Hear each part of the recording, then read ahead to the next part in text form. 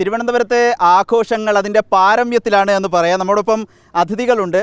Tourism മന്ത്രിയുണ്ട് P A Muhammad Riyas, വിദ്യാഭ്യാസ മന്ത്രി തിരുവനന്തപുരത്തിൻ്റെ മന്ത്രിയാണ് വി ശിവൻകുട്ടി, ഭക്ഷ്യമന്ത്രി ജി ആറിനൊപ്പം MLA ഉണ്ട് വി കെ പ്രശാന്ത്, മേയറുണ്ട് ആര്യ രാജേന്ദ്രൻ. ഏതായാലും തിരുവനന്തപുരത്തെ ആഘോഷം എന്നുള്ളത് വളരെ പ്രധാനപ്പെട്ട ഒരു ഡെസ്റ്റിനേഷൻ, ഈ നേരത്തെ റിയാസ് പറഞ്ഞതുപോലെ ഈ ഒരു ഡെസ്റ്റിനേഷൻ ടൂറിസമായി മാറി തിരുവനന്തപുരം നഗരം മാറുകയാണ്. ഈ ക്രിസ്മസ് കാലത്ത് മുഴുവൻ വർണ്ണാഭമായിരിക്കുന്ന ദൃശ്യങ്ങൾ, ദൃശ്യാലങ്കാരങ്ങൾ, അത്തരത്തിൽ ഫ്ലവർ ഷോ, അത്തരത്തിൽ ഈ വലിയ രൂപത്തിൽ ആളുകളെ സ്വീകരിക്കാൻ ഒരുങ്ങി നിൽക്കുകയാണ് നാടും നഗരവും.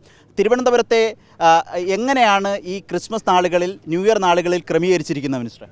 അല്ല, തിരുവനന്തപുരം നഗരം തന്നെ ഒരു ടൂറിസ്റ്റ് കേന്ദ്രമായി മാറിയിരിക്കുകയാണ്. പുതുവത്സര ആഘോഷം, അതുപോലെ കേരളീയം, പിന്നെ മറ്റു പല ഇപ്പോൾ ഫിലിം ഫെസ്റ്റിവൽ, അതുപോലെ മറ്റു പല പരിപാടികൾ ഇപ്പോൾ തിരുവനന്തപുരത്ത് വലിയൊരു കേന്ദ്രമായി മാറുന്നു. ഇവിടെ റൂമൊന്നും ഇപ്പോൾ കിട്ടാനില്ല. അപ്പോൾ ഇത്തവണത്തെ ഇലുമിനേഷൻ വളരെ വിപുലമായി ഗംഭീരമായിട്ടാണ് ഞങ്ങൾ നടത്തിയിട്ടുള്ളത്. കഴിഞ്ഞ വർഷം തന്നെ ലോക ശ്രദ്ധ പിടിച്ചു പറ്റി, ഒരു തീം ബേസ്ഡ് ആയിരുന്നു, സോഷ്യൽ മീഡിയയിലൊക്കെ ഒരു ട്രെൻഡായിരുന്നു. ഇത്തവണ അതിലും ഗംഭീരമായിട്ട് നമുക്ക് നടത്താൻ പറ്റിയിട്ടുണ്ട്.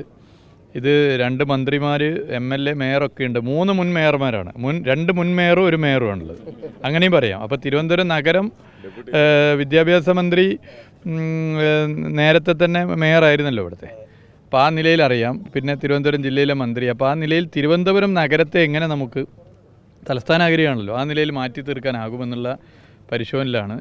ഇന്ത്യയിൽ ആദ്യമായി ഒരു ഡെസ്റ്റിനേഷൻ വെഡ്ഡിംഗ് കേന്ദ്രം ഒരു സർക്കാർ തുടങ്ങിയത് ശംഖുമുഖത്താണ്. അത് പൂർണ്ണമായും അത് പ്രശംസ അർഹിക്കുന്ന പ്രവർത്തനം തന്നെയാണ്. നമ്മളിപ്പോൾ ക്രിസ്മസിനോടനുബന്ധിച്ച് ഈ തിരുവനന്തപുരം നഗരത്തിൽ പ്രത്യേകിച്ച് കനകക്കുന്ന് പരിസരത്ത് എന്തൊക്കെയാണ് ഒരുക്കിയിട്ടുള്ളത്? കനകക്കുന്ന് ഇപ്പോൾ ലൈറ്റിംഗ്, അതുപോലെ തന്നെ ഫ്ലവർ ഷോയിൻ്റെ ഭാഗമായിട്ടുണ്ട്. ഫ്ലവർ ഷോ എന്ന് പറയുമ്പോൾ നമ്മൾ പൂച്ചെടികൾ, വിവിധ നിലയിലുള്ള പൂച്ചെടികളാണുള്ളത്, വിവിധ സംസ്ഥാനങ്ങളിൽ നിന്നും എല്ലാ നിലയിലും ആകർഷിക്കുന്ന നിലയിലാണ്. പിന്നെ കലാപരിപാടികൾ, മറ്റു പരിപാടികളൊക്കെ ഉണ്ട്. ഒരു ഹാപ്പിനെസ് കൊടുക്കുക ജനങ്ങൾക്ക്, ഹാപ്പിനെസ് മാക്സിമം കൊടുക്കുക എന്നുള്ളതാണ്. എല്ലാവരും സന്തോഷിക്കണം. തിരുവനന്തപുരം സെറ്റല്ലേ? എല്ലാവർക്കും ക്രിസ്മസ് പുതുവർഷ ആശംസകൾ. നേരത്തെ ഇവിടെ സൂചിപ്പിച്ചതുപോലെ ഇന്നിപ്പോൾ ഒരു ഉത്സവ കേന്ദ്രമായി, ഉത്സവ നഗരമായി തലസ്ഥാന നഗരം മാറിയിരിക്കുന്നു. നാനാ നിലയിലുള്ള ഉത്സവങ്ങളാണ് തിരുവനന്തപുരത്തുള്ളത്. അതിൽ ജനങ്ങളുടെ വലിയ പങ്കാളിത്തവും പിന്തുണയാണ് ഉള്ളത്. ടൂറിസം ഡിപ്പാർട്ട്മെൻറ്റ് വളരെ പ്രാധാന്യം തിരുവനന്തപുരം നഗരത്തിൻ്റെ ടൂറിസം. തിരുവനന്തപുരം നഗരത്തിലേക്ക് തിരുവനന്തപുരം ജില്ലയിലും കൊല്ലം ജില്ലയിലുള്ളവരൊക്കെ ഒഴുകിയെത്തുന്നുണ്ട് ഈ ലൈറ്റ് കാണാൻ വേണ്ടി. ലൈറ്റ്, അതുപോലെ തന്നെ ഫ്ലവർ ഷോ, അത്തരം കാര്യങ്ങളിലൊക്കെ കാണുന്നതിന് വേണ്ടി മറ്റു ജില്ലയിൽ നിന്ന് ധാരാളം ആൾക്കാർ ഇവിടെ എത്തിച്ചേരുന്നുണ്ട്. കോഴിക്കോടും എറണാകുളത്തും കൂടി ലൈറ്റിംഗ് വെച്ചിരിക്കുകയാണ്. അവിടെ ഉള്ളവർക്കും കൂടി ഒന്ന് ആസ്വദിക്കാൻ പറ്റുന്നില്ലേ. ഭക്ഷ്യമേളയിൽ പങ്കെടുക്കുന്നതിന് വേണ്ടി മറ്റു ജില്ലയിൽ നിന്ന് ആൾക്കാർ വരുന്നുണ്ട്. നല്ല ഭക്ഷണ ഇനങ്ങൾ കിട്ടും. നല്ല ഭക്ഷണ ഇനങ്ങൾ കിട്ടും.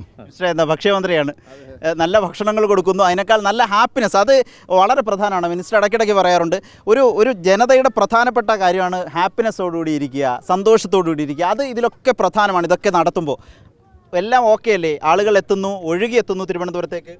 ആഘോഷങ്ങളുടെ ഒരു നാടായി നമ്മുടെ നാട് മാറുകയാണ്. അത് ഇവിടെ മാത്രമല്ല, എല്ലാ കേന്ദ്രങ്ങളും ആ നിലയിലേക്കാണ് ടൂറിസം വകുപ്പ്, ഗവൺമെൻറ് തയ്യാറാക്കിയിട്ടുള്ളത്. അതിൻ്റെ ഒരു വളരെ പ്രധാനമാണ് ഇതുപോലുള്ള പരിപാടികളാണെങ്കിലും, ഭക്ഷ്യമേളയാണെങ്കിലും, അതുപോലെ പുഷ്പോത്സവമാണെങ്കിലും, ഇതെല്ലാം സന്തോഷത്തിൻ്റെ ഏറ്റവും പ്രധാനപ്പെട്ട കേന്ദ്രങ്ങളാണ്. അപ്പോൾ അതിനനുസൃതമായിട്ടാണ് ഗവൺമെൻറ് മറ്റ് കാര്യങ്ങളോടൊപ്പം തന്നെ ഇത്തരം പ്രവർത്തനങ്ങൾ നേതൃത്വം കൊടുക്കുന്നത്. എല്ലാവർക്കും ക്രിസ്മസ്, ന്യൂ വത്സര, പുതുവത്സര കാണാൻ നിൽക്കുന്നിടത്ത് വെച്ച് എങ്ങനെയുണ്ട്? കൊള്ളാം, നല്ലതാ. എങ്ങനെയുണ്ട്, എന്തെങ്കിലും അഭിപ്രായം പറയാനുണ്ടോ? ലേറ്റ് ആയത് മാത്രം കുറച്ച് പരിഹരിക്കും അടുത്ത തവണ. എങ്ങനെയുണ്ട്? കൊള്ളാം, അടിപൊളി. മന്ത്രിമാരെയൊക്കെ കണ്ടോ? കണ്ടു. ഇതിലാരെ ഏത് മന്ത്രി ഇഷ്ടം? കാണാൻ ചുള്ളൻ വിദ്യാഭ്യാസ മന്ത്രി എന്ന് പറയുന്നതാണ് നല്ലത്. കാരണം അല്ല, ഭാവി ഇതല്ലേ. രണ്ട് മേയർമാരുണ്ട്. അങ്ങോട്ട് മോളോ, നല്ല ചുവന്ന ഡ്രസ്സൊക്കെ ഇട്ട് വന്നിരിക്കുകയാണ്. മോളെ പേരെന്താ? മിടുക്കി ആവണമെന്ന് വിദ്യാഭ്യാസ മന്ത്രി എപ്പോഴും പറയുക. കീർത്ത എത്ര പഠിക്കുന്നു? തീർത്ത എന്നാണ് പേര്. എങ്ങനെയുണ്ട് പരിപാടികളൊക്കെ? ഇതൊക്കെ ഇഷ്ടപ്പെട്ടോ? പരീക്ഷ എഴുതിയോ? എളുപ്പമായിരുന്നോ? ഇതില് ഞാൻ നേരത്തെ ചോദിച്ച പോലെ ഇതിൽ ഏറ്റവും ഇഷ്ടപ്പെട്ട മന്ത്രി അപ്പൂപ്പൻ ഏതാ? അത് വിദ്യാഭ്യാസ മന്ത്രി അപ്പൂപ്പൻ തന്നെ. മാർക്കൊക്കെ കിട്ടണം. സന്തോഷമായ വന്നിട്ട് മോക്ക് എന്താ ഇതിൽ ഇഷ്ടപ്പെട്ടു? ഇവിടെ വന്നിട്ട് പൂവാണോ? നഗരം മുഴുവനുണ്ട് ലൈറ്റിംഗ്. അപ്പോൾ അത് ഒന്നും കൂടി പുറത്തേക്ക് ഇറങ്ങുമ്പോഴാണ് മനസ്സിലാവും. ഇപ്പോൾ തുടങ്ങിയിട്ടല്ലേ ഉള്ളൂ. പുറത്തേക്ക് ഇറങ്ങി ഒക്കെ ഒന്ന് കറങ്ങിക്കഴിഞ്ഞതിന് ശേഷം ആളുകളോട് ചോദിച്ചാൽ ഇതിൻ്റെ ഡബിൾ എഫക്റ്റ് ആയിരിക്കും. മിനിസ്റ്റർ, ഈ പരീക്ഷയൊക്കെ കഴിഞ്ഞിട്ട് കുട്ടികളെല്ലാവരും ഇങ്ങോട്ട് വരട്ടെ അല്ലേ? അതെ, പരീക്ഷയൊക്കെ കഴിഞ്ഞ ആ ഒരു ടെൻഷനൊക്കെ മാറി. രക്ഷകർത്താക്കൾക്കും ടെൻഷനായത് പരീക്ഷയ്ക്ക്, കുട്ടികൾക്ക് മാത്രമല്ല. അപ്പോൾ രണ്ട് കുട്ടികളുടെയും ടെൻഷൻ തീർക്കാൻ വേണ്ടി കൂടി ഇത് പ്രയോജനപ്പെടുത്താം. മുൻ മേയറുണ്ട്. മേയർ എങ്ങനെയുണ്ട് പരിപാടികൾ?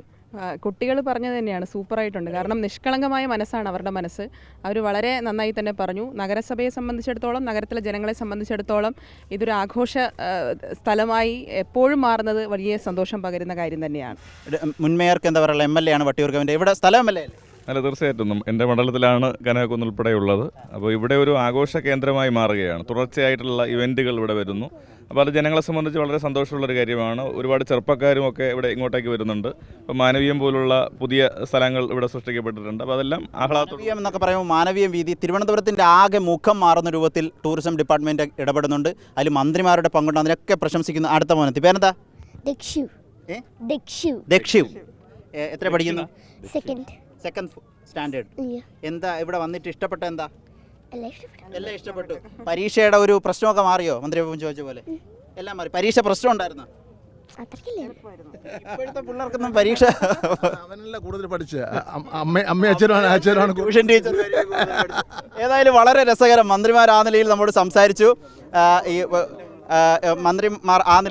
സംസാരിച്ചു.